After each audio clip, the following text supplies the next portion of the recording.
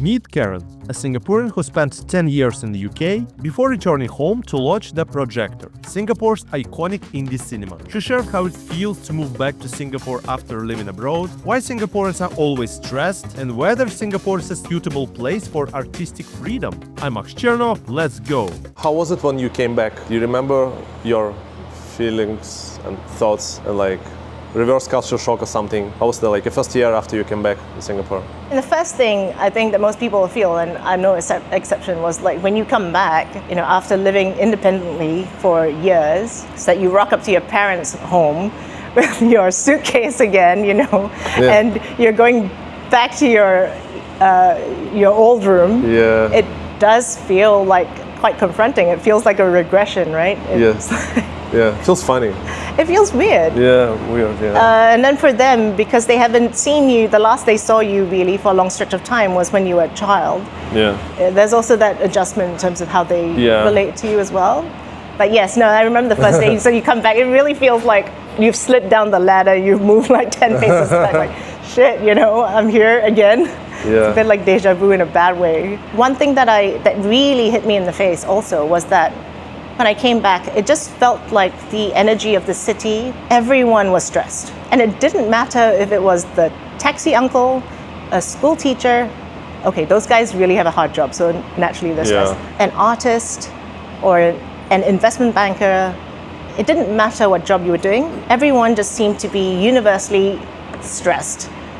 And that really stood out to me because, for example, in other cities that I've lived in. So London, and people say London is stressful as well because it's a big city, but I could also see that if you were an investment banker, yes, you made a choice. Yeah. You were going to go into a stressful job, you are going to be stressed, right? Yeah. Fine.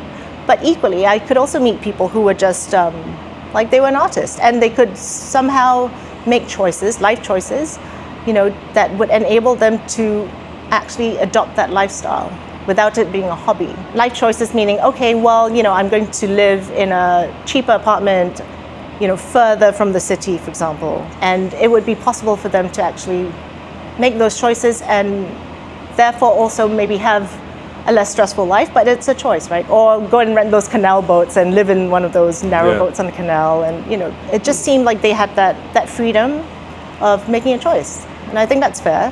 If you want a stressful life, you choose it. If you don't want, you make some compromises and you don't have it. You reduce your amount of stress in your life. But in Singapore, it felt like there wasn't that choice. It didn't matter what you were doing, you were going to be stressed. And I remember thinking to myself, oh man, I really don't want to be sucked into this environment and be mentally dragged along with it. And I guess I was a bit arrogant at the time, thinking I could be different because now I find myself also stressed.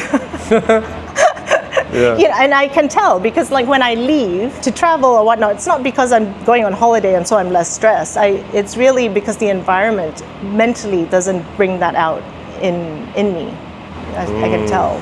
So there's something about Singapore where it feels a little bit like a pressure cooker and it's always go, go, go. And people always seem to be in a rush to go somewhere. And I'm just not sure where they're going. Yeah. And perhaps they're not sure as well. So that was one of the differences that really stuck out to me. It's an interesting point because London is also quite expensive. In Singapore, I think you can live also cheaply if you can. Yes. You can rent an HDB and food is cheap, transport is cheap. Though some people will argue for sure, but you can also make your choices to be not on the high end of the prices. So why that's the case that in Singapore, I also feel it somehow.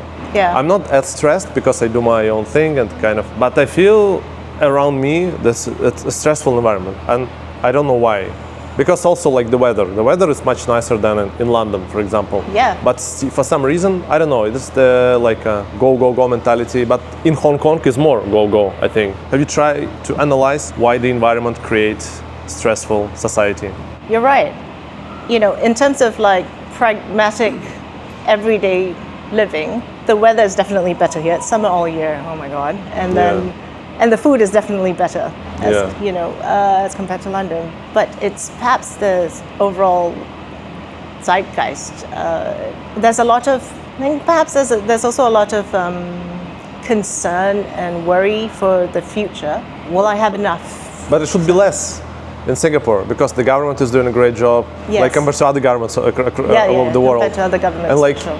Singaporeans are more secured actually compared to people in Europe. It feels like Singaporeans are more secured, but still. But still, people are more worried somehow. Yeah. So. Perhaps it's also sometimes a matter of perspective. Because it's a small country, and so you have a small ecosystem really. And you could then very easily also fall into your own echo chamber, your own silo. So it's a lot of like inward looking. So let's say if you're navel gazing all the time, your problems become big problems. Then, it feels magnified, right? Yeah. So sometimes it's also about like perspective. If you compare, I agree, if you compare the state of play in Singapore versus other countries or indeed our neighbors in the region, just simple things like the urban infrastructure works here like a dream. Yeah. Clean water. Yeah, and the drinkable transport water. doesn't break down, you Yeah. don't have massive jams, and then you just go to, let's say, KL or Jakarta, and you encounter the traffic, and you're like, oh my God. But it gives you that perspective. So you then, so when you come back here, you're like, okay, well, if I have to wait longer for my bus, it's fine. It's not the end of the world. So perhaps it's also about perspective. That sort of sense of worry and insecurity. But I do feel that there's a heightened sense of concern and worry about the future here. And it's a good question. I can't put my finger on it as to why, because we don't even face like natural disasters. There's not even that uncertainty, and touch wood, currently we're not proximate to any wars as well, or at risk of any that we know of. Yeah, so why is everyone so stressed and worried about the future? I guess somehow the small size of Singapore could play the role.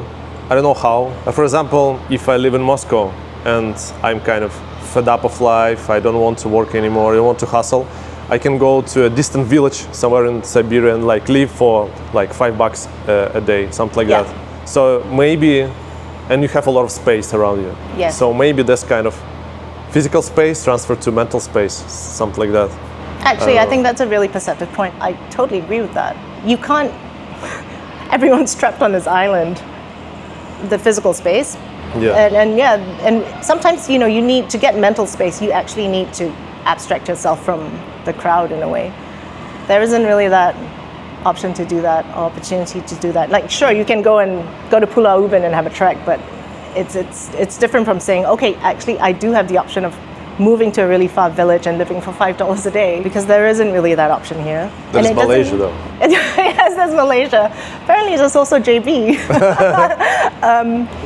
But I wouldn't sort of downplay or discount that option, even if most people don't take it, because it's more of a psychological sort of crutch that you have that back door, for example, right? Which I think has an impact on your overall psyche, because you might never yourself go and live in that far-flung village for $5 a day, but knowing that if everything else fails, you could, I think that gives you a really different sense of being grounded and and taking on whatever problems you're facing as well. But also because you're in close proximity with everyone, it's really easy for cross-comparison as well. That's the other thing. You literally can see what the other guy next to you or across the road is up to, right? And it's very natural for us and for people to compare yourself with others. And here it's in your face a lot. I also just thought, oh well, I'll be fine, I'm immune to that, I'll just do my thing. But no, I find myself also looking at my peers from school like, oh, what are they up to, and how do I stack up against that? And I try to kind of not do that because it's just not healthy mentally for me, but I can see how it's very easy to slip into that. Social circles also tend to be quite small if the population is small as well. But I suppose I would be remiss if I didn't talk about also the cost of living, because I guess with inflation, post-COVID inflation, it's getting higher, so I can see people feeling it a lot more. They are spending less, mortgage rates have gone up, for example, costs have gone up.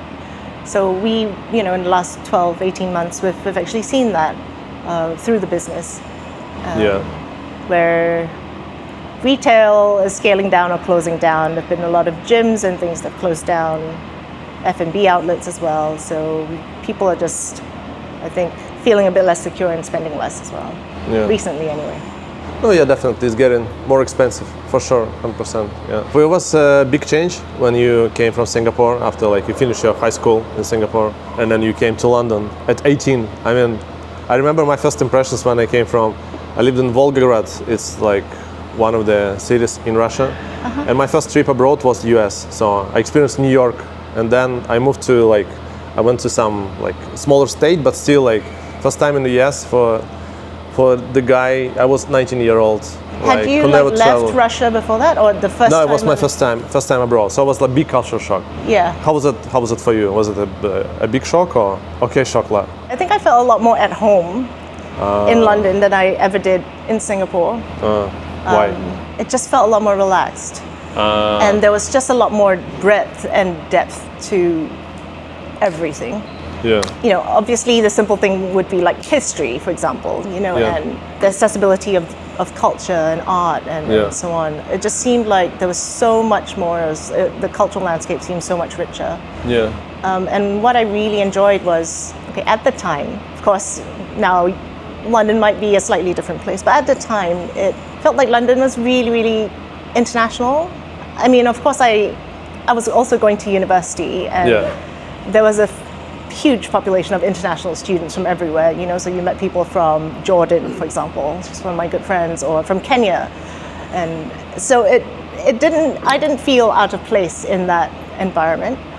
And culture shock-wise, not quite, because, you know, the language is English, and it's our first language here as well. There's also, well, the fact that we used to be a British colony at some point, you know.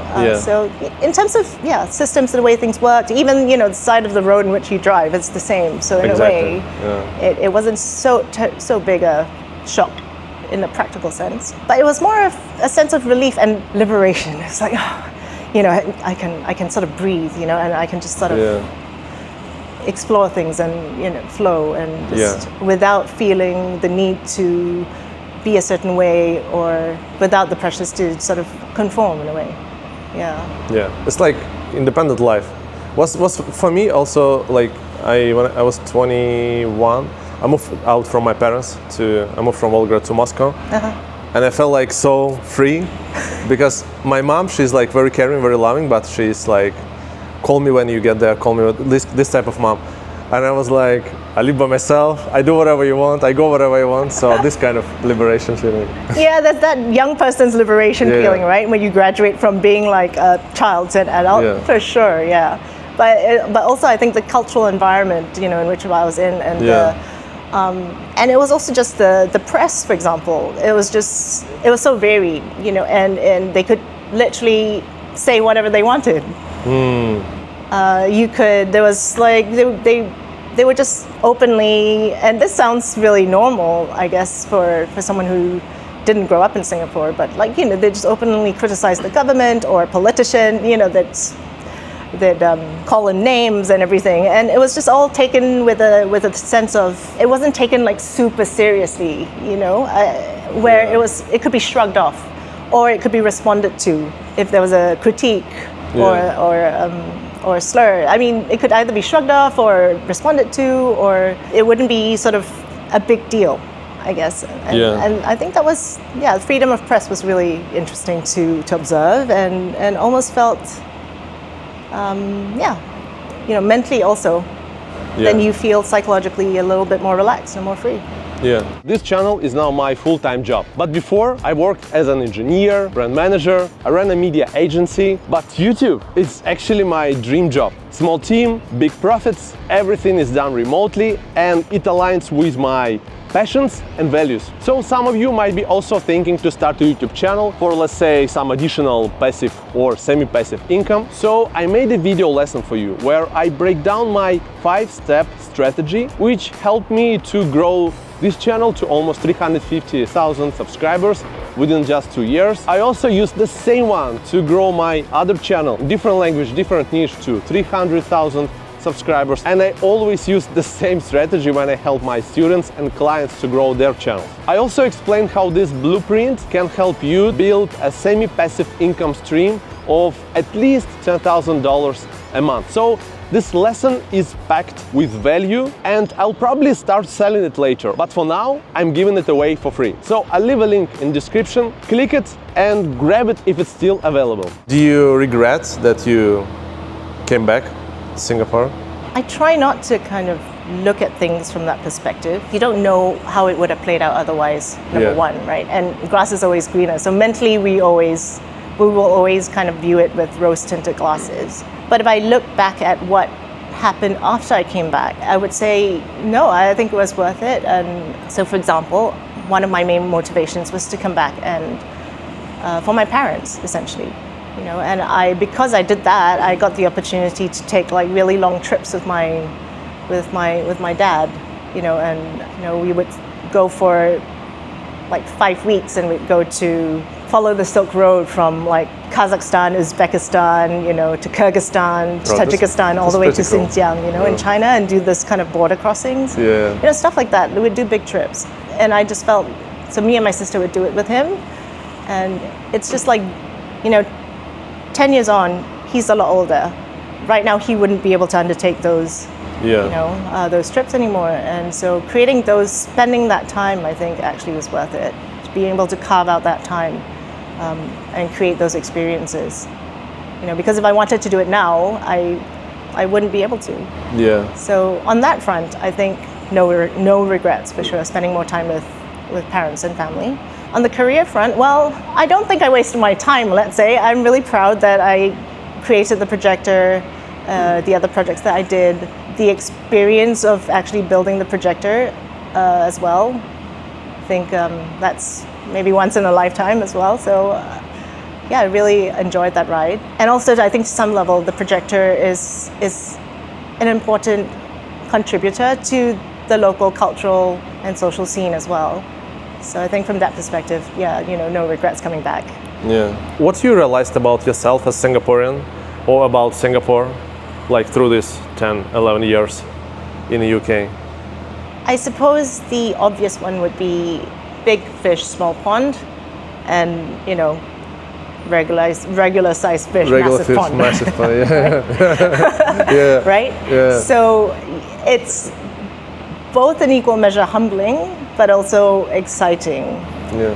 And so when you come back, I didn't feel like I fit in for sure. I did feel like a foreigner going back to their home country. It's okay. That's how I felt. But also then, because, you know, I could compare, when I came back, I felt that, you know, we could do more in terms of creating, you know, spaces for just more relaxed freedom of expression or creative expression, and, you know, to hold space for that. I felt that we could do more here. You know, I kind of missed that from living abroad. I should say that I'm a big fan of the Projector. Thank you so much. I mean, for when your support. I came to Singapore almost 7 years ago, I think my first time in Projector was within my first year in Singapore. So I absolutely loved it. And I saw like my more artistic friends actually introduced me to the Projector. So since then I keep coming. So for me it was like super exciting to talk to you actually. Thank you for your support. Yeah, no. I mean, thanks for that, man. Yeah, 100%. Yeah. So you came from the UK already with the idea that you want to start something like this, or the idea came to you later? The urban myth is like the Projector was probably started by these like film fanatics whose dream was always to build an independent cinema, right? The truth is it's actually totally not. That's not how it happened. So how it happened was basically I had come back to Singapore. My first love is actually architecture and also shaping the built environment, particularly in adaptive reuse. Yeah. So at the time I felt Singapore does a lot of urban redevelopment very rapidly, and there was a lot of tearing down of buildings and rebuilding new things. And that's not the most, sustainable way of approaching urban development, because when you tear down an old space, you lose the cultural patina that's attached to it as well. The social memories, the stories. Yeah. And so I thought, okay, let's start a consultancy, a company that can look at those projects and maybe reuse old buildings. And so I did a couple of projects in Singapore and in KL. And then one day, an architect friend of mine, whose office, he had just moved into Golden Mile Tower underneath the Projector, and he calls me up on a Sunday and he's like, hey, you know, I'm in the office and I'm waiting for some design tour to rock up. I'm very bored. Could I interest you in coming down for a couple of beers and let's explore this disused cinema that my landlord also has? Yeah. And he was like, you know, your thing is turning old places into something cool, right? So why don't you just come down and have a look? Yeah. And his name is Randy Chan. So he was instrumental to the projector happening, actually, because he made if that phone call didn't happen, I don't know if I would have seen the projector. Anyway, went down and just stepped into the space. And it was just like, wow, I didn't even know a space like this existed in Singapore. For me, it was amazing because it just felt like you were stepping back in time. The seats, I mean, of which I'm sitting in one, where you have like the armrests are tiny and they're made of wood and, you know, the seats are metal. Yeah. And they don't build them like that anymore. They don't even build cinemas of those dimensions anymore. Because if you go into like the red room or green room in the projector, it's like the ceilings are massive. It feels cavernous, right? And this raking is really steep. And cinemas aren't built like that anymore. They're much smaller, and so it doesn't have that sense of like. More cost effective now. And, yes, and so it just felt like I can't believe a place like that still exists in Singapore. That was my first thought because we change things up so quickly. And then my second thought was, wow, you know, it's such a special space. We have to do something with it. Stressed Singaporeans can come there and relax.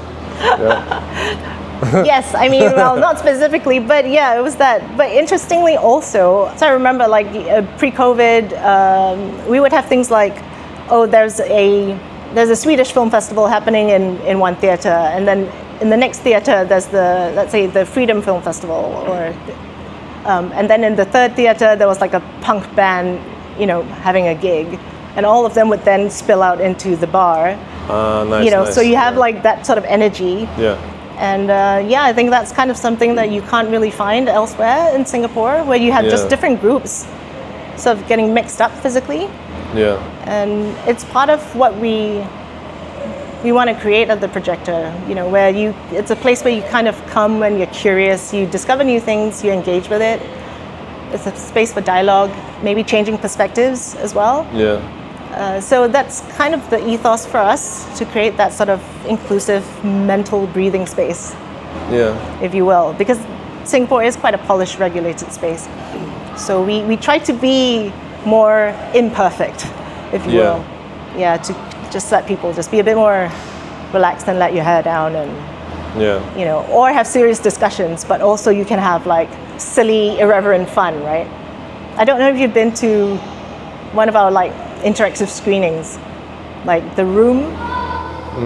Interactive, like with the director, I mean with the question Q&A session, this kind of stuff? Or? Yes, we do a lot of those, for sure, because we do want to introduce directors to the audience. That's one I've been to. So yes, we do a lot of those, but we also take it to the other extreme, where it's just totally ridiculous. So we do something where it's called the Rocky Horror Picture Show. So every year we run it during Halloween. Basically, it's a whole dress-up thing. And people come, you dress up, you watch the film. We have drag queens basically moderate, like in the theater, sort of ad-libbing stuff. And everyone comes and you get like a goodie bag. So you get a water pistol, you get newspapers, you get playing cards, you get you get rice, you get toilet paper. And during the entire film, there are certain key moments where you do certain things, like shoot water pistols at each other, or throw toilet paper at each other. And who tells you what to do in which moment? Hey, who tells you? How do you know? So there's a prompt, you know. But to be honest, you can do whatever you like at any given time. That's the point. Yeah, that's the point. Yeah, so it's really like when you have like 300 people in the same theater throwing toilet paper, it's really visually quite stunning, but also that energy of just freeing energy.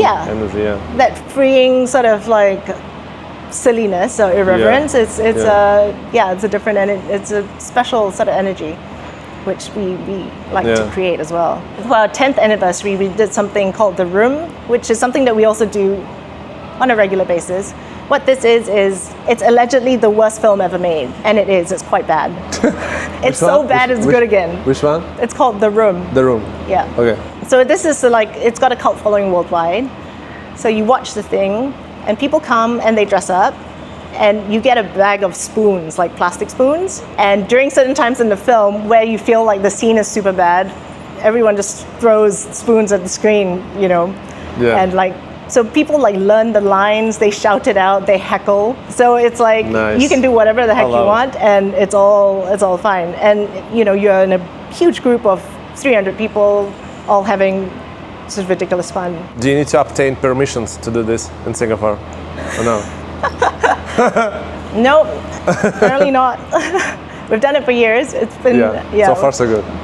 So far so good. Compared to the time when you left Singapore, do you think there are now like more creative people, more people that do arts and creative stuff? Because do you know Darnie, the big beatboxer guy? No, I don't actually. He's like one of the most famous beatboxer in the world. He's a Singaporean guy, so I interviewed him a year ago. Fuck, that's cool. Yeah, he's a cool guy, and he's super well known on social media, so he has like massive following. Yeah. He lived in Poland for like close to 10 years, I think. He met his wife there, Polish girl. Then they moved to Singapore during COVID. And he said like when they live in Singapore back then was like much less creative opportunities, and also less, he said, I don't know what's in your opinion, less money in creative areas, like less sponsorships, less brand deals, so this kind of stuff. What's your impressions? I totally agree. I think that has actually.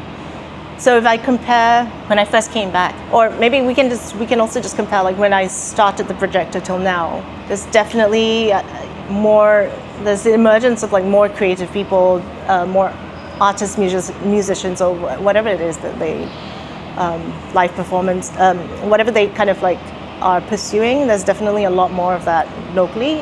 Yeah. And I think there is more opportunity, and there is more money going into it in sponsorships for sure, compared to let's say a decade ago. Also, we see in terms of like our audience, you know, at the Projector, we do see a lot more. We do see a lot more young people as well, like students, and I think that does also play a part in kind of trying to create and grow that ecosystem of creatives. Yeah, so recently I was on a panel, and someone from the audience came up to me, and she was this girl who she started her own dance company, much to her parents' alarm. But she was a dancer, and this is something she wanted to pursue. And she said, for her, she remembers when she was a student and she was dragged to the Projector by her friend. And then she discovered, oh my God, you know, there's Swedish films, there's all sorts of things that she wasn't aware of. You know, other cultural content, you know, story slams and things like that, poetry slams that were available. Yeah, and so for her it was just like, okay, now I have access to all this stuff. She then, you know, really got into film and appreciated that, and I think also allowed her to then become bolder in her life choices, and perhaps, you know, what she wanted to do. So when I heard that, I was like, oh, this is cool. Yeah, I know. It's like moments like that where you think, okay, you know, we have done something.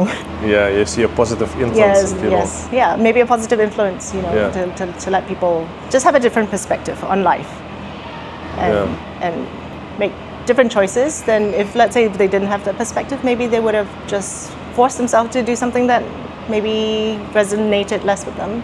Yeah. But definitely, I think there's more interest in different kinds of like cultural stuff as well these days. And people are more receptive and curious, which is good. I still do, however, have to explain what an independent cinema is to some people, but I would say like less. Yeah. What you understood about people after you launched the Projector and ran it for 10 years, about like people in general, or people in Singapore, like based on your experience seeing these people getting wild, getting like free, doing this stuff? I think people are more open-minded than they think they are.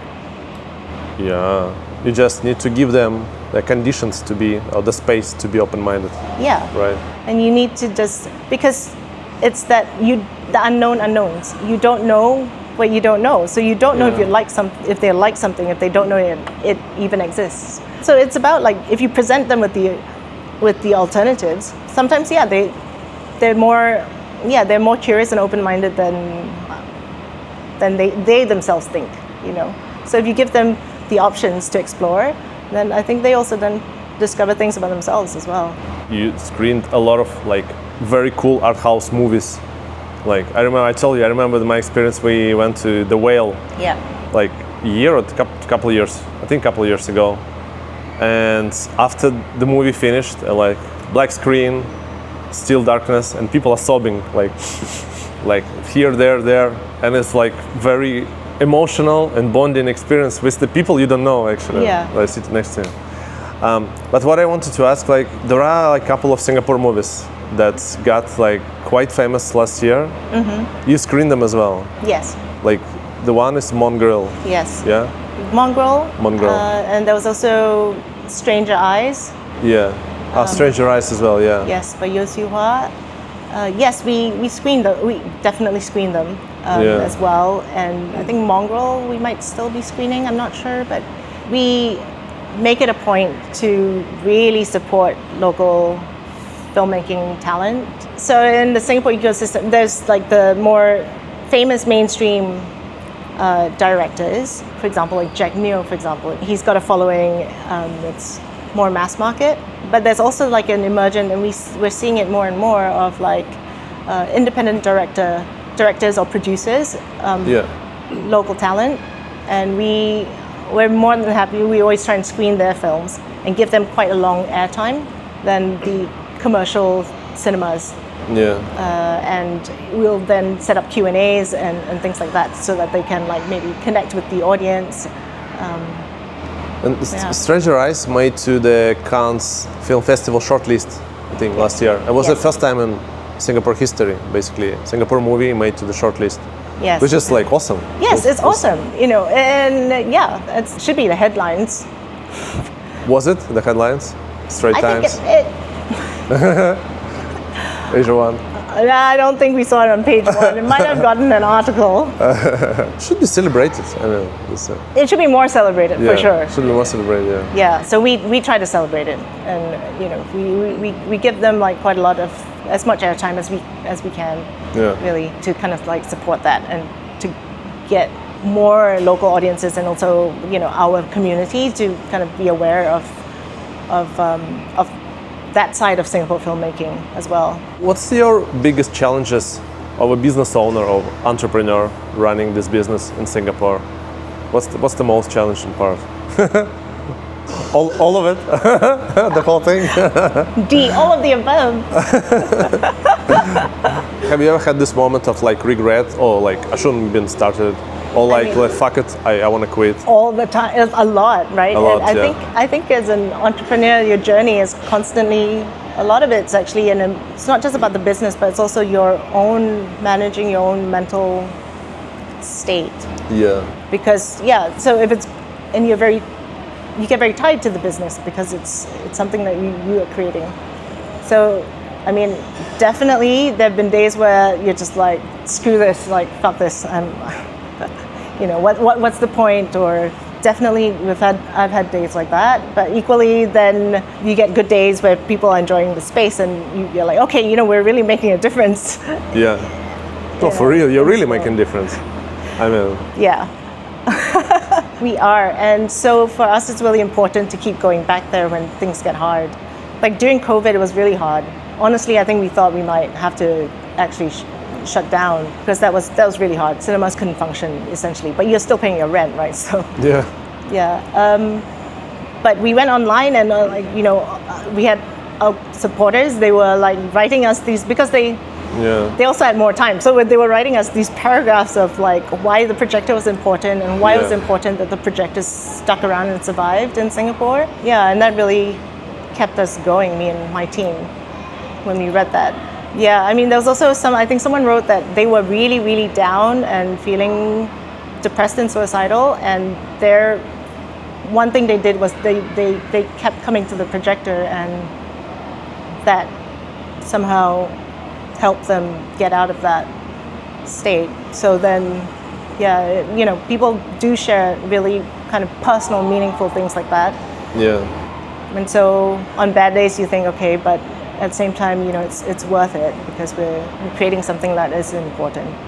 And also it's really nice that people care about it as well. What's your biggest principles as an entrepreneur, like your business principles? I don't know, how you manage the team or how you run marketing or finances, or like overall how you run business?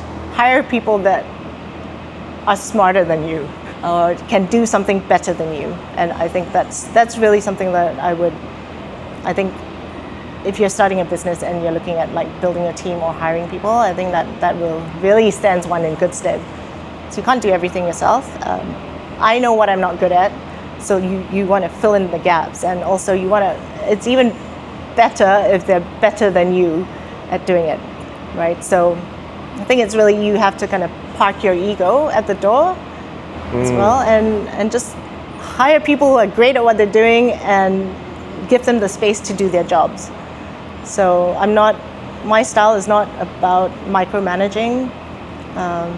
I tend to trust the people in my team, and I try to kind of empower them to also make decisions and make judgments and also come up with ideas and try them.